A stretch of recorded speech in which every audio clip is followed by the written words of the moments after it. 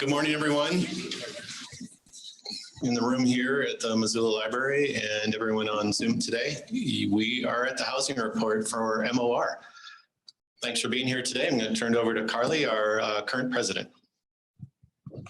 Good morning and welcome to the 18th annual report on housing in the city and county of Missoula. I'm Carly McDonald, 2023 Missoula Organization of REALTORS Board of Directors President. Missoula Organization of REALTORS, along with the members of our Housing Report Committee, are pleased to present the 2023 Five Valleys Housing Report Annual Review. Our objective with this report is to provide our community with insight into the state of Missoula's housing market. Our community, like many others, finds that housing has become a major issue. Housing supply is insufficient to meet current community demand. As many of you know, there's no one single factor driving this imbalance between supply and demand. And regardless of any one single factor, the combined results are a continued strain on members of our community wanting homes Missoulians can afford, be it renting or homeownership. Today, MOR will present an overview of the data through the lens of several of our data committee members. Presenting today, Carissa Trujillo from Homeward, Lynn Stenerson from Stockman Bank, Josh Plum from Plum Property Management, Brent Wahlberg from Windermere Real Estate, Paul Forsting from IMEG, and additional data committee members not present include Jim McGrath from Missoula Housing Authority. Oh, sorry, my list is wrong. Hi, Jim.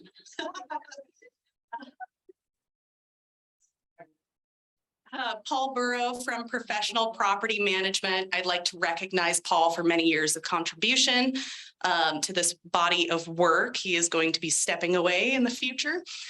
Derek Sheehan, University of Montana Bureau of Business and Economic Research, also here. Andrew Connor, data consultant. Lauren Mostad, who is here in the crowd from Windermere Real Estate. And Mandy Snook from Montana Home and Land Company, who is also here as a guest in the crowd. I'd like to recognize our Director of Public Affairs, Dwight Easton, and our CEO, Jim Bashan, for their assistance on this body of work.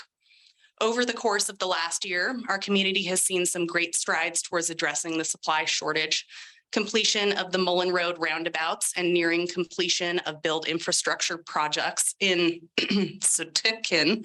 Always struggling with that, creating lots that are shovel ready. Another big accomplishment worthy of big congratulations is all the work out on Scott Street, where both public and private partners have come together to develop homes Missoulians can afford in our city. Please join me as we start this year's housing report with a short video illustrating this success.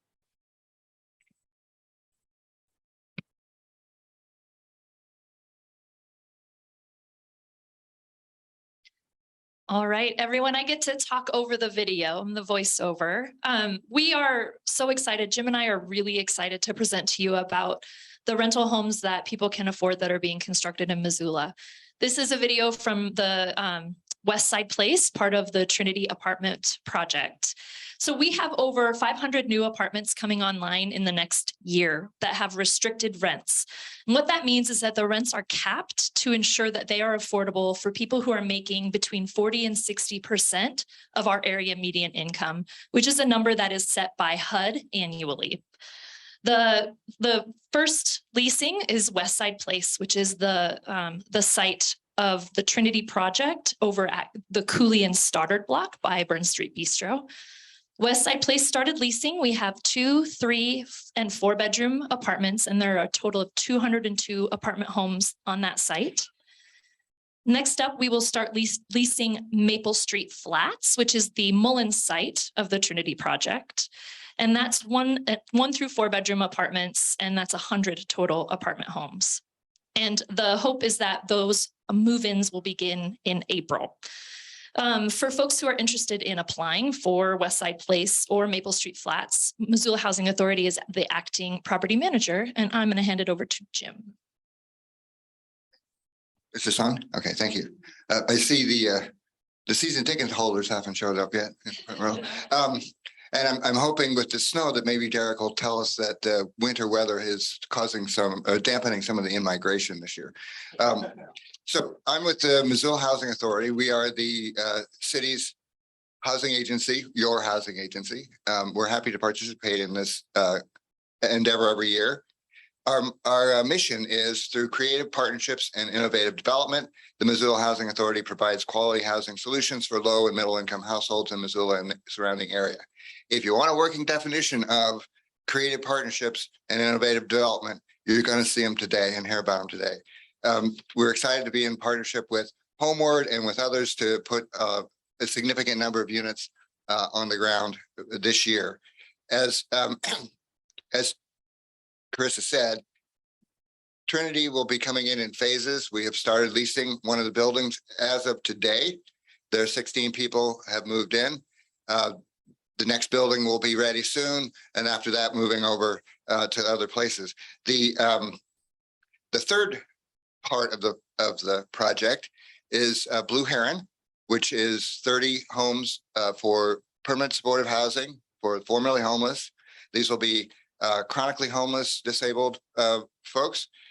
We are partnering with Partnership Health Center. They're going to be providing on-site services, and the tenants will be enrolled in MHA's longstanding permanent supportive housing program. We're also, of course, partnering with the City of Missoula because they provide the coordinated entry system, which will help identify and refer people who need these homes. Secondly, shortly thereafter, we'll be opening Bellagio, which is 200 units on the north side. It is reconfiguring Missoula's skyline as we speak. It's a beautiful project, and it will be the first thing you notice when you come to Missoula very soon. Probably can notice it now. We will begin leasing in May. Can I say May, Sam? By the way, this is Sam Oliver. He's the new executive director of the Housing Authority. Our long-standing leader, Lori Davidson, has stepped back. She's working part-time with us, and Sam has stepped up. Go ahead and right. Okay. So these units are 2, 3, and 4 bedrooms. So they're going to be family housing. We're filling much needed gap in our community. We also have 32 vouchers put into the program to guarantee that extremely low-income families will also access that project. Although both Trinity and Bellagio will, of course, accept housing vouchers of all kinds. So to circle back a little bit to tie it into the report, we usually, for the last several years, we've been reporting a data point about the number of units of affordable housing built in a year over time. And typically, and I think, yep, there's a chart. Hopefully it's accurate, more or less. On average, for the last several years, if you look at a 10-year average of the number of units we're able to put into service, some years there's none, some years there's a few, we've averaged about 200 over a course of a decade. So these two projects combined essentially account for 20 years of affordable housing. We need to be doing that ongoing, but we're so excited this year to be able to do it today. Thanks. And I think it should be said that neither of these projects could be possible without the creative partnerships that Jim was talking about with the city council and mayor and the county commissioners really supporting this work and getting creative with us. So really can't do it without the full community participating. And the last quick bit that we'll talk about is just a potential opportunity for affordable home ownership. So many of you know that the Scott Street development is still being considered and trying to figure out how that might work. That's the former White Pine Sash area. It's 9 acres total off of Scott Street. So the north side is definitely getting a lot of creative development. 3 acres of that are slated to be 70 permanently supportive home ownership opportunities through a community land trust. And then 6 acres are dedicated to mixed use of market rate apartments and commercial opportunities.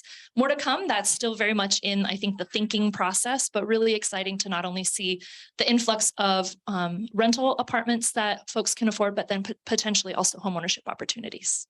Thank you. All right. Well, good morning, everybody. I'm Brent Wahlberg. I'm with Windermere Real Estate. Happy 1000th day of winter. I've got all my usual data that you'll be hearing from me. I did want to open with I'm so excited for the way we open this housing report this year with Carissa and Jim sharing, because we've talked so much about housing that Missoulians can afford, and we're adding 5 units, or there's 10 units next year, and to see this much is we were so excited to see this, and we've been talking about this. We've been hearing from Carissa and Jim for years about this is on the horizon. It's going to happen. It's going to happen. It's going to happen. So it's very exciting to be celebrating people moving in today and these new units coming online. So this is it's with all the challenges we face and the ongoing challenges ahead of us. It is exciting to see some wins here and to be able to celebrate those. Okay, so let's talk Missoula real estate data and information here. Okay, median sales price for the Missoula area for 2022 finished at $520,000. That's a $70,000 increase over where it was at the same point. That represents effectively a 15.5% increase in median sales price. That's slowed from what we saw in terms of median sales price increase in the previous few years, but obviously it's still a pretty significant jump. Once again, I probably sound like a broken record here. You've heard me say this for years, though. Median sales price climbed up while sales volume slowed down once again. Our sales volume was down about 12.5%. It was down, I think, 301 homes in terms of sales volume year over year. Our sales volume this past year of 2022 was the lowest we've had since 2012. And 2012 was kind of our last year of coming off the floor from the housing bubble. So sales volume is continuing to slow down. It's a supply challenge. We've talked about this before. Those of you have heard me say this before. Lack of options has led to bidding up and increased competitive activity, especially at certain price points, a little bit lower price points where people are forced to pay as top dollar as possible to obtain a home because it's the only option available, and it pushes those prices up. So what was a little interesting that we did notice was the first quarter of last year, median sales prices were pushing much higher than where we finished at 520.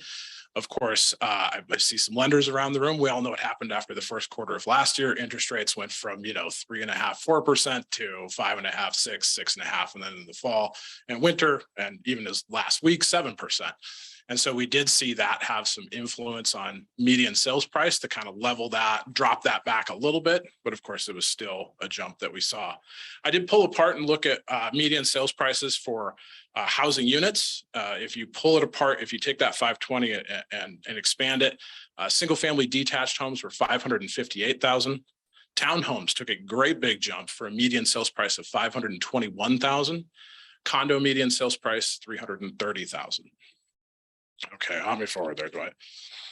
Sales by neighborhood. So I think we released this last year, and you can find this all on the MissoulaRealEstate.com website with our 5 Valleys housing report.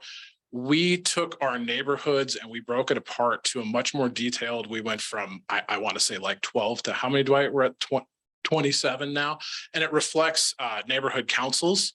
And so you can pull up here and you can see this, all these numbers that are on the screen behind me. But what it's tracking is median sales price and supply and activity by neighborhood council.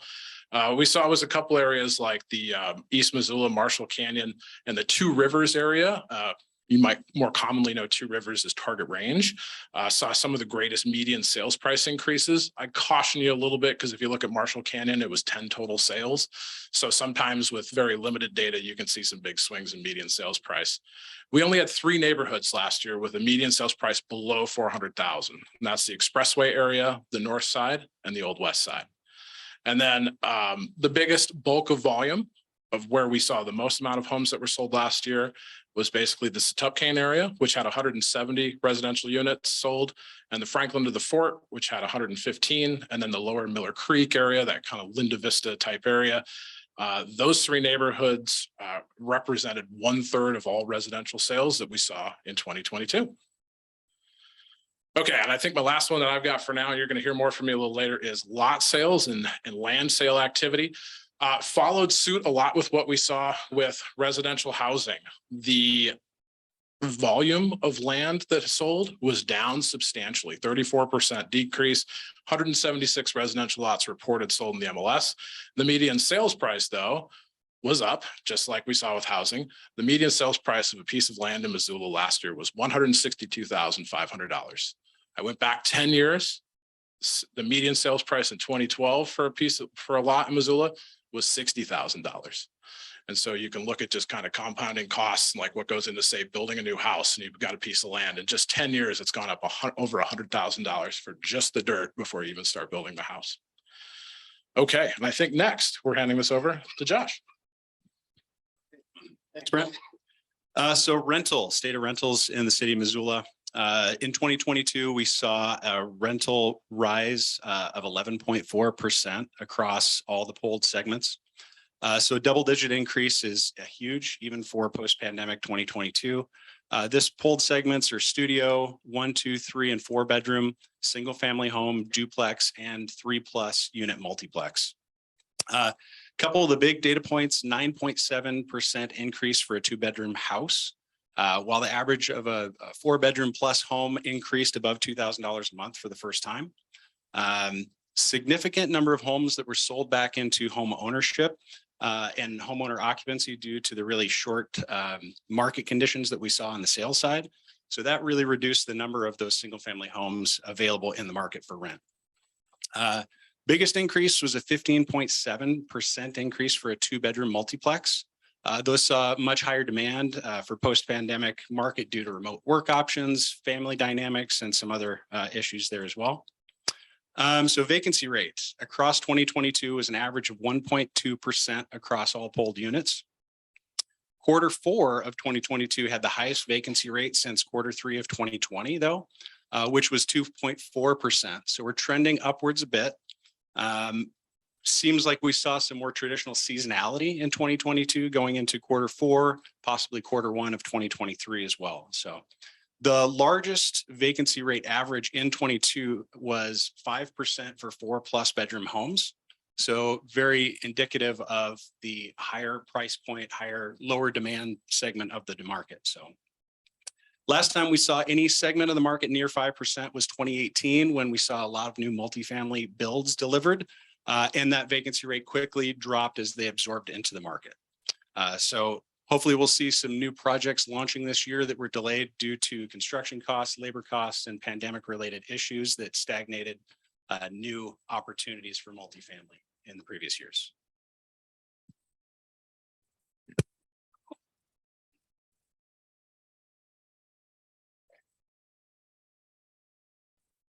Thank you, Josh. I'm Lynn Stennerson with Stockman Bank, and I'm going to talk a little bit about the Housing Affordability Index. It's got up there. So the Housing Affordability Index measures whether a typical family earns enough income on a typical home without spending more than 30% of their income on a monthly payment.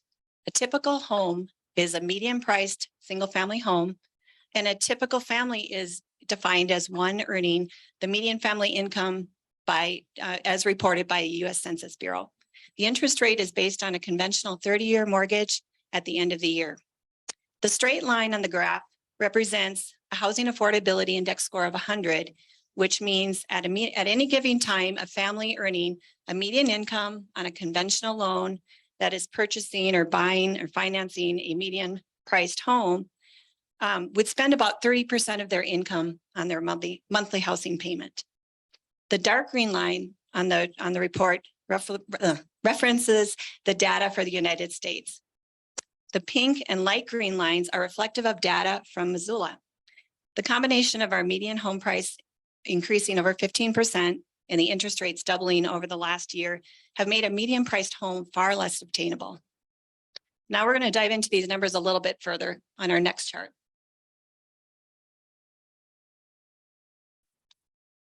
We prepared this chart just to show kind of an example of a buyer with 5% down and a buyer with 20% down purchasing a median priced family home at $520,000. At the end of the year, the interest rate on a 30-year conventional loan was at 6.625%. And for a 5% down payment, the income to be at 30% of this estimated monthly payment would need to be at approximately 161,000 annual gross income to qualify, or be at 30% of income in that price range. The census median family income for Missoula in 2022 was 80,200. The buyer in this scenario would be short approximately 81,000 in gross income. This translates to a housing affordability index of 50. The same scenario where the borrower has a 20% down payment, the income needed for the same purchase would be approximately 134,000 of annual gross income, still short by about 53,000 in annual income, translating into a housing affordability index of 60. Housing attainability for buyers with a median family income continues to be a challenge, unfortunately. I'll pass it over to Britt. Thank you. Okay. A lot of this room has heard me talk about absorption rates quite a bit. Just as a quick refresher, absorption is kind of your measure of supply versus demand, your active amount of available listings to purchase compared to what has sold in the last 30 days. So it looks at basically your current market rate of activity. And we apply basically a rate to it that suggests how many months worth of inventory you have in the market. A perfectly healthy normal supply market is 6 months of supply. Between 3 to 9 months, you're in that normal range. Below 3, you're short on supply. There are more buyers than there are properties to purchase. And over 9, you move into an oversupply. Too many listings, not enough buyers. As someone who's talked about absorption rates and presented them to MOR since 2010, I could tell you back then our absorption rates were, in the upper 20s, and then they have continually marched down, down, down. We've been under 3 months of supply. I got to look over my shoulder all the way back to 2019. Yeah, the first quarter of 2019. But what you notice is we started to see some winds of change start to hit our supply. And it's been interesting because we've been talking about a volume slowdown, but we've started to see more supply come into the market. And at year's end, we finished at, I'm going to round up and say 2.7 months worth of supply across our total market. So we're still in an undersupply, but it has been improving. If you go back a year, it was at 0.65 months of supply. So we have added almost effectively 2 months worth of supply, and our trends are showing that supply is continuing to slowly increase.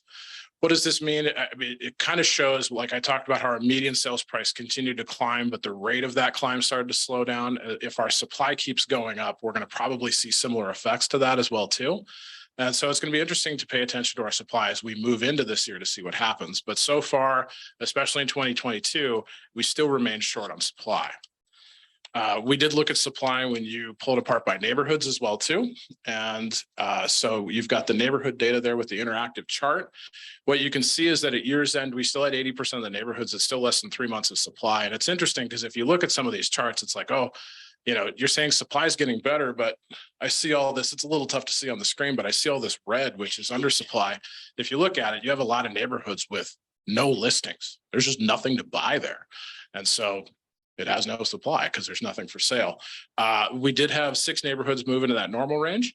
You'll see there's one that is yellow. That's Franklin to the Fort. And I thought it was a little curious because I said Franklin to the Fort had the second most amount of volume, but also has the highest amount of supply.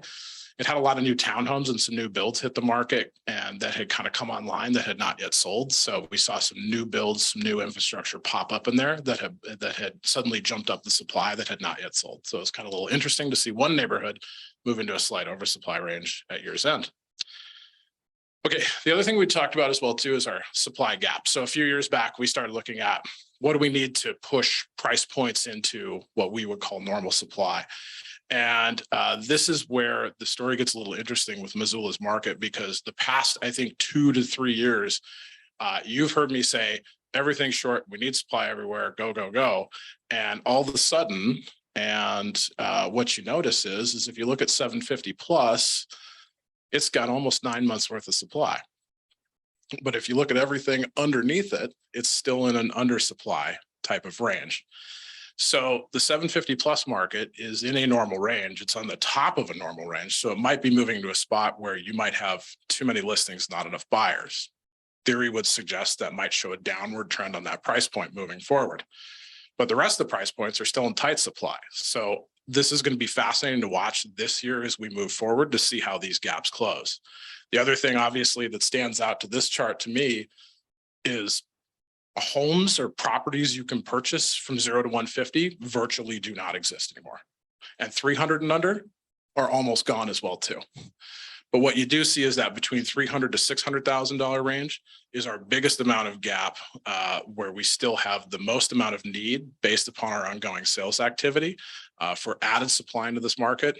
Basically, there are buyers, there are people that are looking and wanting to purchase within this, and the opportunities are just not there. So they're waiting. And then when opportunities do pop up, they've got to bid it up because it's a competitive situation.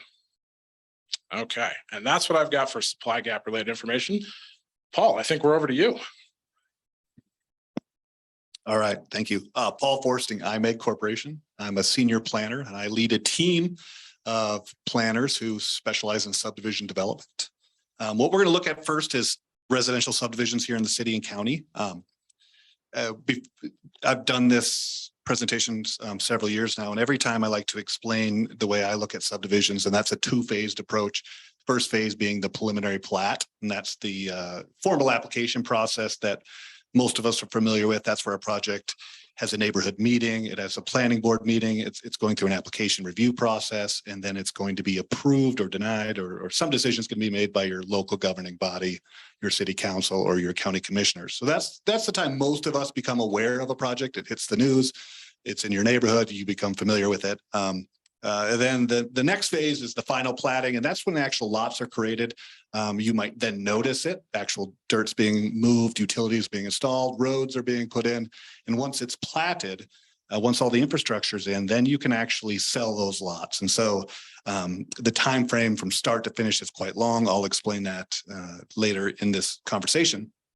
But when we're looking at these numbers, the first thing we're going to look at is preliminary plat. So that's new subdivisions that were approved last year. The good news is we had 23 total, 20 in the county and 3 in the city were approved. In the city, we saw 218 residential lots created. And in the county, we saw, approved.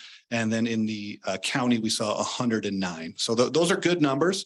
The city's numbers are the second largest in this 8-year reporting period that we're showing here.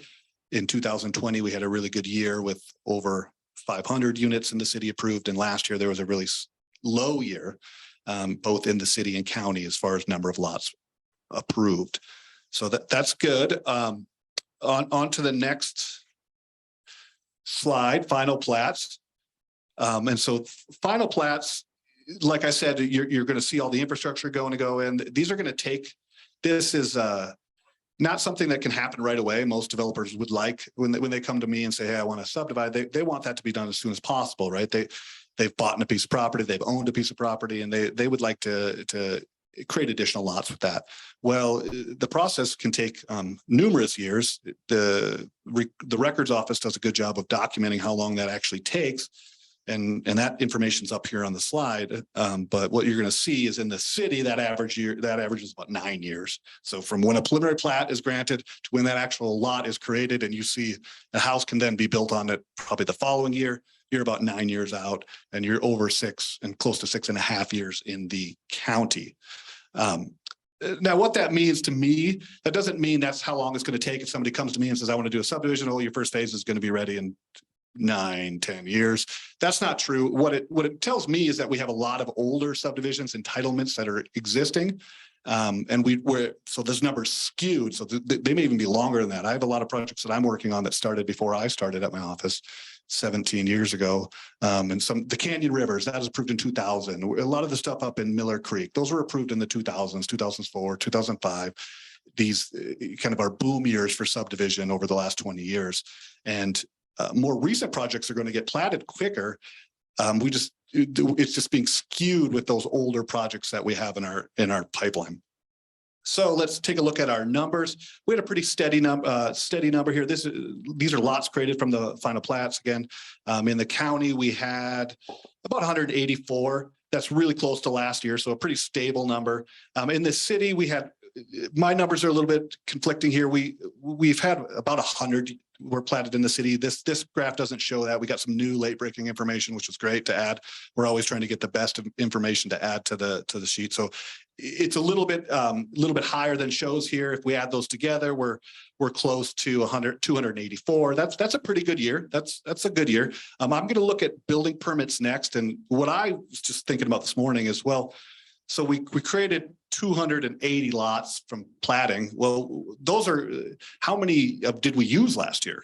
And if we look at single family, and we'll look at it in the next slide, we built 351 single family houses. So we built over, or actually permitted. I'm not going to say built because it can take longer than a year to build, but we used more than we created as far as lots in the final platting process. I'm not, that number is even lower. We probably even used more than the negative 71 I calculated, because that's not accounting for multifamily. They need lots. Duplexes come on lots too. So it's interesting as we think about supply and are we going to have more houses, where are things going? Well, in my opinion, we'd like to see a surplus in the number of lots created than what's built. So we have a bit of inventory. We're using up previous inventory that's there. It's available to us, but it's depleting every year. So let's move on to residential permits. The first thing I'll say about this, like I explained on platting, these are permits that the city has issued for development, or the county, and they're not necessarily resulting in an occupancy permit. An occupancy permit, as many of you know, is the permit you get after the construction is built. It's done to code. And so we don't have that number of occupancy. We're interested, this committee is interested in finding out how long it takes from permit to occupancy, so we can give you a better feel for how many actual units will be introduced into our market. But when we just evaluate it, we don't have that. So that's an interesting thing to note. And I think it has something to do with our multifamily vacancy rates and really housing prices and everything involved with that. In the city, we saw a total of 847 units permitted. Majority of those were multifamily, 654. That was a pretty sharp decrease from that's down 483 multifamily units from the year before, 36%. That's 2021 was a banner year for multifamily. And so it's okay to be lower than that number. And it's still a good number that we've historically over our reporting period. That's still a really good number, probably the second most multifamily we've permitted in that 8-year period. And then we saw a decrease in the city for single family houses. We had 172 single family houses permitted in the city, and that's the lowest number we've seen since 2014. Very interesting. When we look at the county, we had a very stable number of 221 total units. That is 11 units down from last year. And what we see is we've seen this increase in multifamily units there and a decrease in single family. And we're actually down 39 single family units in the county. We're down as a total, we're down 73 permitted single families in the city county area. It's very interesting. I think it's increasingly difficult to build single families, and it's showing up in our numbers here that we're creating less of them. And so as prices go up with single families and we create less of them, I can only imagine what that will do. Another interesting tidbit here to add is we did get information on ADUs. This is the first time we've had that information provided by the city. That's an accessory dwelling unit. It's a unit that doesn't get its own lot, but built in the back, doesn't need to meet zoning codes. It's an interesting topic. It's very topical in the planning world. We saw 14 permitted last year, and so not really statistically important yet, but we're tracking it. It's interesting. You do see them around town, and they're kind of a hot button topic, although not that prevalent yet. The last information I have to share here is on TED units permitted. That's a townhouse exemption development. That's an expedited development process. It alleviates you from the process of subdivision. And we saw 47 units permitted in the city there. We saw 0 in the county. We are up from 2021 in the city there by 20 units, but we're still pretty low. It's still one of the lower number of TED projects units we've seen permitted. So with that, I'll pass it over to you, Derek. My name is Derek Sheehan. I'm at the University of Montana. I'm a research economist. So I don't think the winter's scaring off too many people, unfortunately, but it does seem to sort of return to 2019 levels. We're not seeing that big migration spike. Although last year was not unprecedented. I believe 2017 was also a pretty big migration year. Kind of increasing the impact of migration overall is like the lower household sizes that we see. It's not up there, but the lower households we see in Missoula kind of increases the demand as fewer people are in each household. And that's significantly lower than the US overall. And it's also decreasing. That's, 30s are the new 20s, jobs, marriages, kids, all coming later. But then now we have this added impact of living here in Missoula, where we have these rising prices that's impacting household decisions. So to some degree, this causes what's called a missing household. So it's a household that exists. They either live with their parents or they live with roommates, and those are not preferred living arrangements. If you ever live with your parents in your 20s, it's not what you want. So the added impact, there's a lot of housing demand that exists within Missoula in these missing households. So just a small amount of migration combined with now second home demand and all of this makes the impact of migration even larger. So with that, I guess new population data has not come out yet. All indications are that it'll be lower than it was last year. Okay, thanks, Derek. All right, Dwight, why don't you help me forward here? So we are in the home stretch here, folks, and we've got a couple of some new slides and some information. I think we shared some of this previously before, but so we are within our real estate database, our multiple listing service, we contain data that covers pretty much the entire western and then central populous area, save the Bozeman market. So we're able to kind of see what's going on in the region as a whole. And of course, we've got partners in Bozeman that were able to allow us to kind of pull some things as well there too. And what you see is, and this chart here kind of shows a little bit of it in terms of unit sales and sales volume, pretty much across all points and all markets on this kind of western and central, if you will, side of Montana. We saw ongoing sales volume slow down. And what you can see here for points is Helena, Hamilton, Missoula, Kalispell, Bozeman, and we even did pull numbers from Billings as well too. So our volume slowdown is not particularly a Missoula thing. It's definitely something that's been happening all over Montana. Dwight, help me forward one here, please. So this is the real fascinating one. So what you're looking at here is your rate of median sales price increase. So you heard me earlier say our median sales price was up, but that rate is starting to slow, right? So we see Helena slowed, Missoula slowed, Bozeman slowed. Kalispell did not slow down. In fact, Kalispell had their greatest rate of median sales price gain last year. Don't necessarily know why. I'm not a practitioner in that market. We didn't really dissect that entire data as to why, but it is quite fascinating to see the Kalispell median prices gains has continued to rise, where the rest of us, like we've talked about, challenges with supply, challenges with interest rates, challenges with migration and things like that. Kalispell didn't seem to care. They jumped up. And then I think, do we have that? Let's hop me forward. No, we don't. I don't have it in front of me, but the Kalispell median sales price has now surpassed Missoula's as well too. Okay, jump me forward one more here, Dwight. So this is another kind of interesting little slide. So we as realtors, we get access to data from realtor.com. Realtor.com can tell us who is searching for homes in Missoula. Where are they from? Well, so interestingly, if you go back to 2021, the top area was the Seattle area. But look over to 2022. The number one market that was looking for homes in the Missoula area was coming out of Phoenix, Maricopa County. We saw Denver there, Seattle still in the top three, Los Angeles. You can also see New York and the Washington area as well too, and Atlanta. So some real interesting different areas searching for properties in the Missoula area than we had seen previously if you go back a few years prior. And jump me forward one more here, Dwight. And I think our final one that we've got here, where are Missoulians looking for homes? the majority of people that are not looking in Missoula County.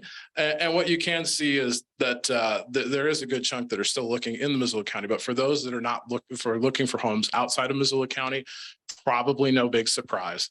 But the majority share of people looking for properties outside of Missoula are looking in Ravalli County.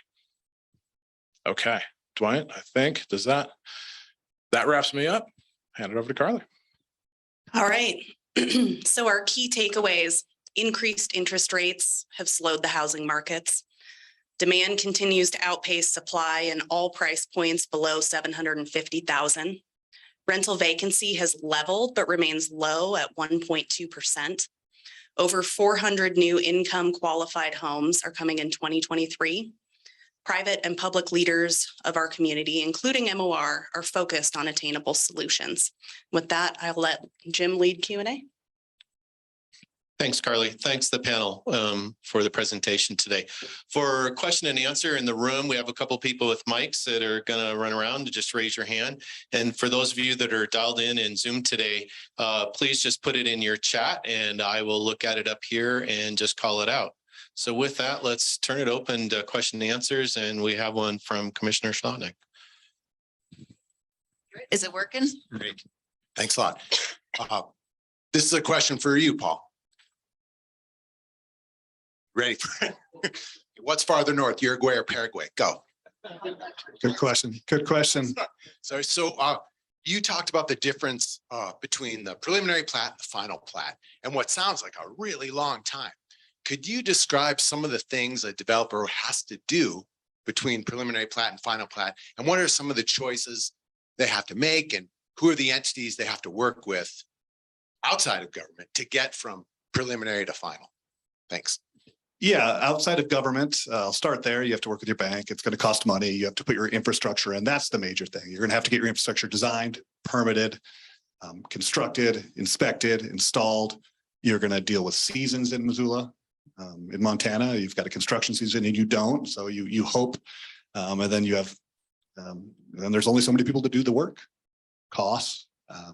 So I think that was the primary thing. It just takes a long time. When that big skew, I think it's important to emphasize that there was a really slow period of time. We have some large phased subdivisions that have these long time periods. And so if something gets filed 30 years from its starting point, well, you can see that's going to skew it, where a new project that comes in, we want to get that done 3 years, 2 to 3 years. It's tough. It takes about a year to get a preliminary plat approved. It takes the fastest plat I've ever seen is 2 years from start to finish. And you can bond for your improvements. You can put up money up front and say, I'm going to create these lots ahead of having the infrastructure in.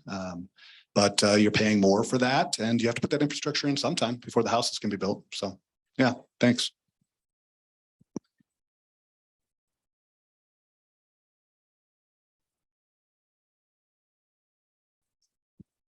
Sure. I'm Jen Thorne with Inspect Montana, and I have a question for Mr. Wahlberg.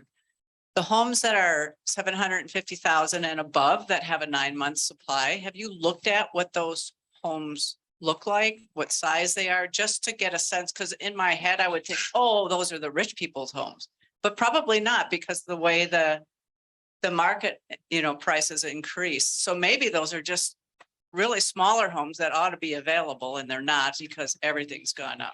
Yeah, it can be tricky to conceptualize, because I think 750 plus can be a 5-bed, 3-bath, double car garage home in the South Hills and Linda Vista, Maloney Ranch area. It can also be a 1,600 square foot 3-bed house in the lower Rattlesnake. So, some of it's going to be area and demand dependent.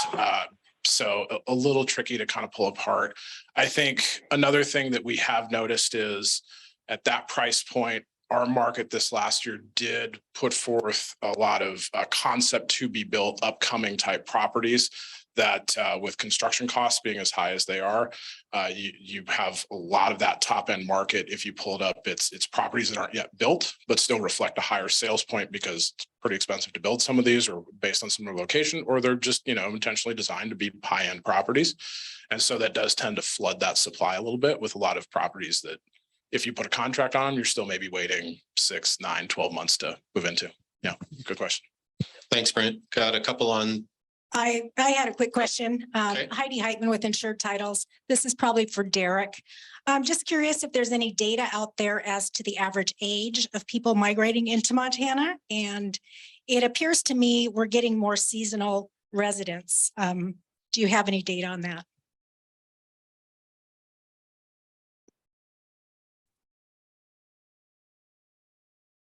I don't know if I can speak if I've looked exactly at the age breakdown for migrants. I do know that, like I was saying, the size of people aged 25 to 34, the household size is definitely increased over those years. And that's a lot of non-family, like roommate situations. That is for people aged 25 or older in the household.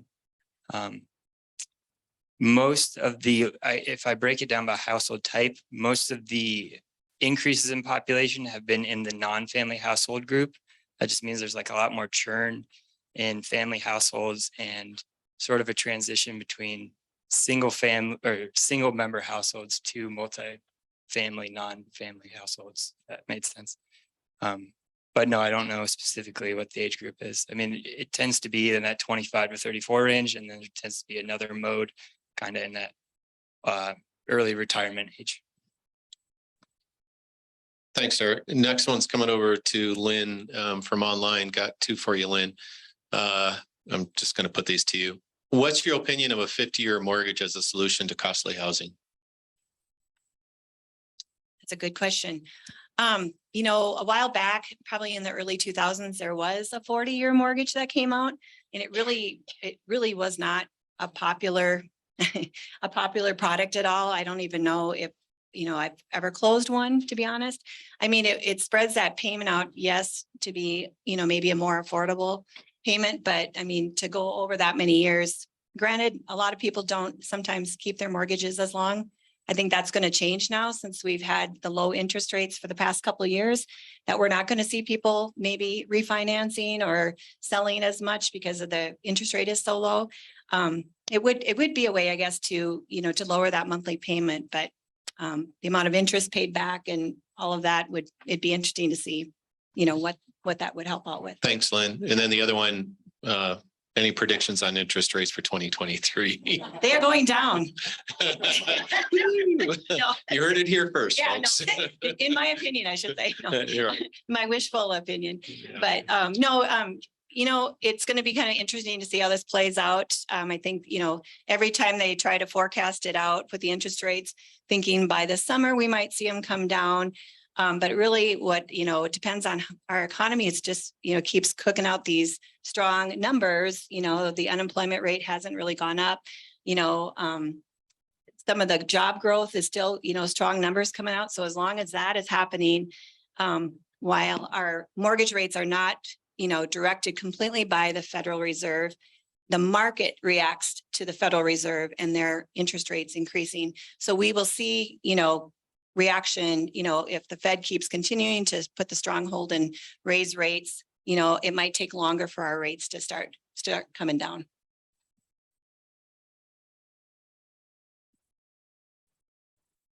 I had a question for Brent. We talked about this, the upgrade trend and that path. And I don't know if you have a data point on that, but in, you know, the past 2 or 3 years, there was this sense that people were, you know, they could move up because now their existing home is worth more. They might look for something else.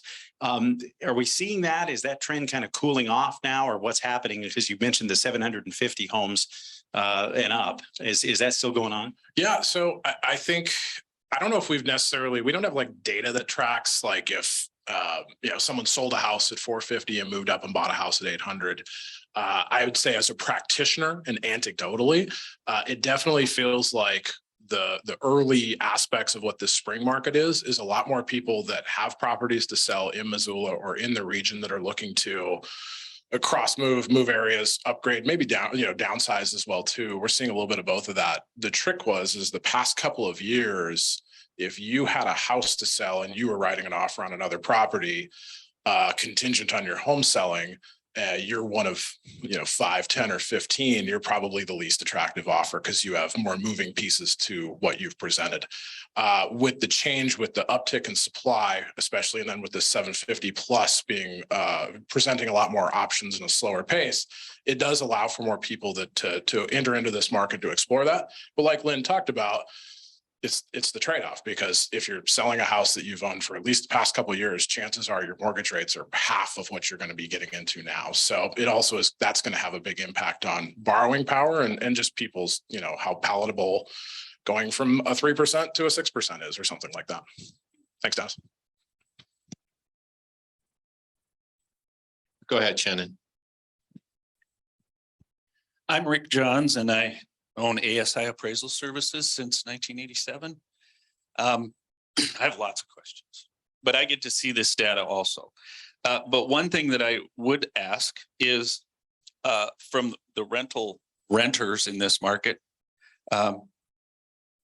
your new rents on these 200 some units, I know they base it on what the people can afford. I think that's correct.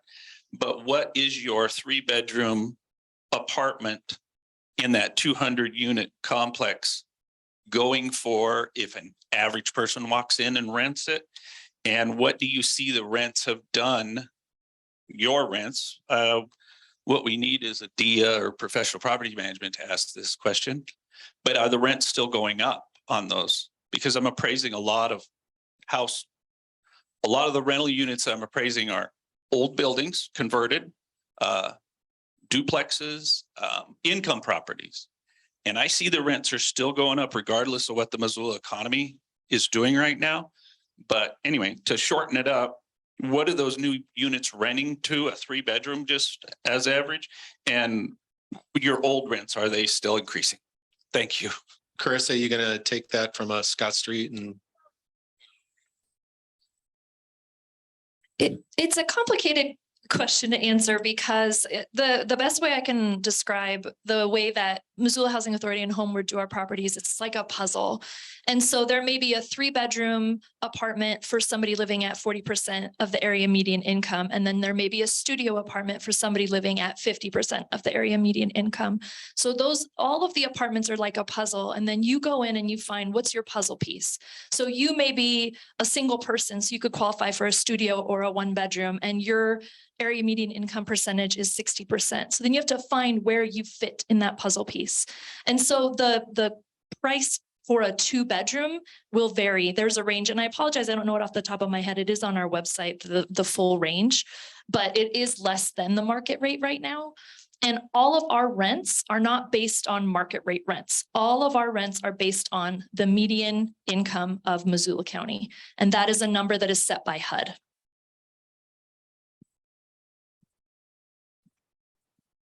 One thing I was just going to tack on there too, if you pull up the housing report, 52% of Missoula's population rents. And so when we talk about like the need, it's almost split in the middle, right? So especially when we're talking about rental availability and things like that and supply and demand, it's almost a 1-to-1 ratio needed for growth and demand. So that's something that we have in our report as well too. It's stayed pretty constant. Slightly, it's 52% rent to 48% owned in the city limits, and then 60% owned, 40% rent outside of city limits, but in the county. Josh, I was thinking, property management perspective. Yeah, and as far as rents continuing to increase, we've seen that for the past 3 years, definitely in the market rate aspect of rentals. As more units come on market, it's going to get more specific to the amenity driven units, and that might cool that increase in growth a bit. But the challenges below, that 750, sub 750 market make it so challenging for first time home buyers, and that entry point that the rents will be competitive just based on the hardships of entering the purchase market. Thanks, Josh. Any other questions in the room? We'll go to a couple online. Joe. Shannon's coming back there with your mic, Joe. And that Kalispell's median home prices are higher. What was that number? I asked Dwight this. We'll look it up for you, Jill. I Okay. think we've got it. Yeah, we'll pull it for you in a quick second here. We'll get it for you. We'll get it right afterwards. Thank you. A couple of questions online. Are Missoulians accepting townhomes and condos more than they used to as to a single family owned home? I don't know who to throw that to. From a practitioner side, I would say they tend to be, yes. I think Lynn could probably also talk on a financing side. Townhomes finance, for the most part, just like single family homes. Condominiums, it depends. Sometimes financing can be a little bit more challenging for condos. And so it's kind of one of these things where it seems like finding solutions where, I reported the median sales price of a condominium is $330,000. That reflects, $190,000 lower than the median sales price. So to obtain ownership seems like the opportunities there, but then the financing side can be more tricky. I think, Lynn, you could probably speak on that a little bit, but it seems like it. Our volume in that tends to grow. And I think we've got a chart on there that shows that especially on the townhome side, it has grown, especially in these last few years. Yeah, Brent is correct. A townhome is treated just, in finance, just like a single family home. Any townhome or condominium that we look at, we do have to consider the homeowners association dues as part of the housing equation and what we have to use to qualify them. A lot of times those HOAs, cover garbage and other things that normally we wouldn't even look at when we're qualifying somebody, but that is factored in because it's a required monthly payment that they have to make. As far as a condominium, the condominiums, most lenders, the majority of us are going to underwrite our loans to meet Fannie Mae and Freddie Mac's criteria. And specifically on a condominium project, we have to make sure that project as a whole on top of the borrower qualifies. And so we're looking at their budget that they have, the HOA's budget, and that they've got a reserve, line item for reserves. How many of those units in that condo are owner occupied or investment? So if it's too much that it's loaded, that these are all rental units, then that makes it a struggle to get traditional financing on it too. So the condo does bring a whole nother element of with us trying to qualify not only the borrower, but the property that they're buying, that condo project itself. My name is Paul Galvin. I'm with Keller Williams. And I was just curious specifically, and I don't know who can answer this, in regards to the road infrastructure for North Scott Street with 200 plus units or whatever it's going to be. Is there a plan? I think there probably is, but what is this specific plan to expand Scott Street, to make it wider, to make it more safe? Having family members who live in that area, that road is used as a through road and they drive well over the 25-mile-an-hour speed limit. And I was just curious if anybody knows exactly what they are going to do, if anything. It sounds like many more units will be built over there. So just curious. I don't have particular information about infrastructure expanding, but I would encourage you all to visit the Engage Missoula website where they'll be updating any projects that are happening, including the Scott Street Bridge White Pine Sash project. Is that a new question, Sharon? Yeah. 1 second. Go ahead. Kalispell median sales price, $583,500. $583,500 for Kalispell. Hi, Julie with MEP. I know a lot of it depends on supply in this price range, but any trends in down payment assistance programs or utilization of programs like that?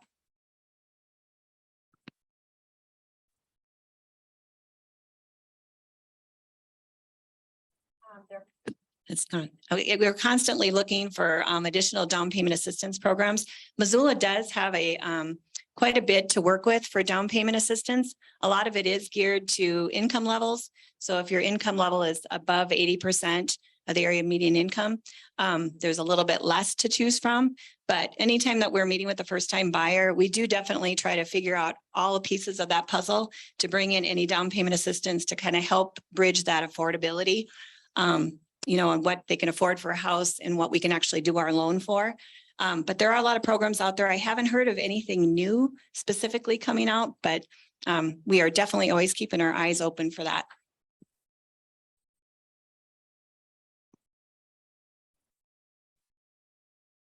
Did it work? Oh, hey guys. My question piggybacked on Jill's with the data about Kalispell. Did that include Whitefish and all of the cities around that area as well, or just the Kalispell area? Just Kalispell City. Cool, thanks.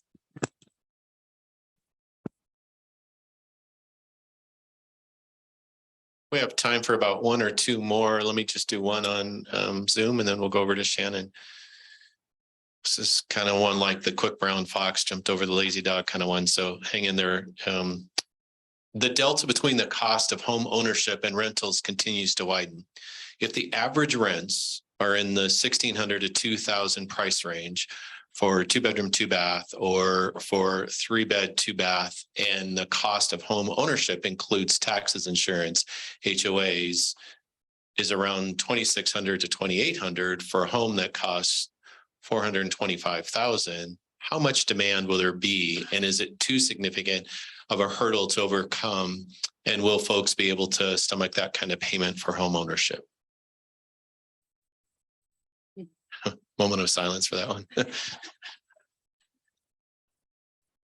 I mean, I think Lynn could speak to some of on the finance side, but I would just say, you know, as we always assess these things, it comes down to comfort of payment and of course, with as people assess, at least on a purchase side, the lenders with regulations and requirements, it's not going to be a complete overextension type of thing. But I think the fascinating thing to watch that we've talked about is these lack of options, and then the mortgage cost, the ownership costs of these properties.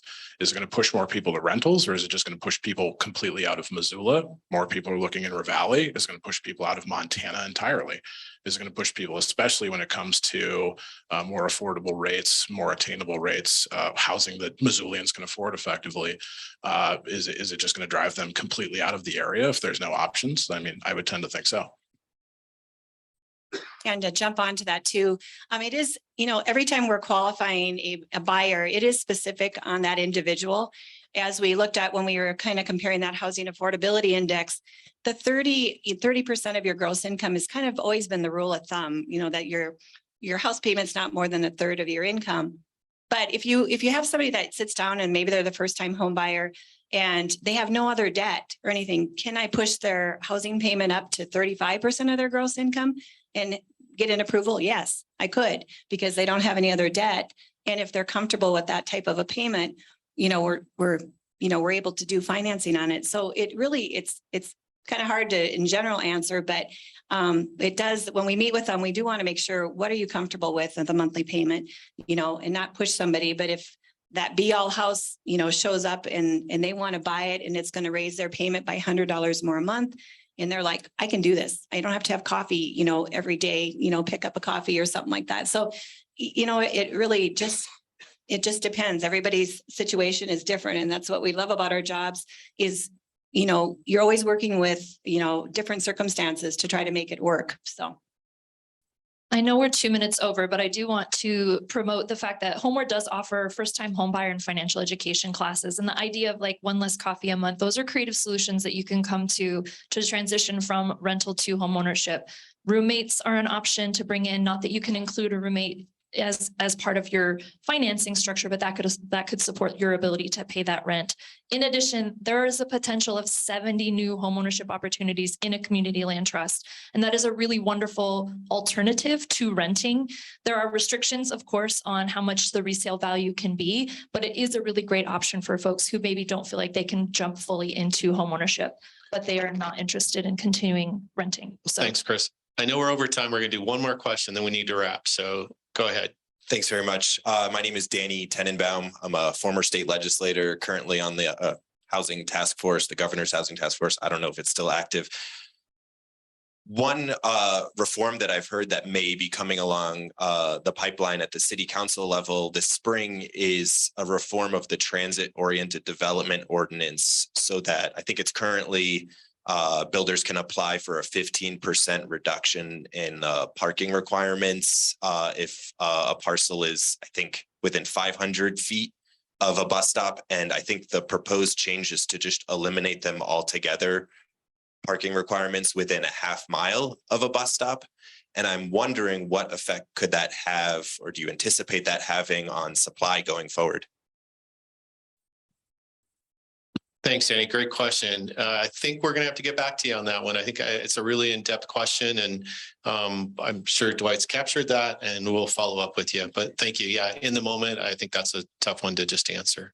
So great question. Thank you, everyone, for coming out today. Greatly appreciate it. Everybody on the Zoom call today. Look forward to see updates in the next couple of quarters. Thanks again on behalf of More.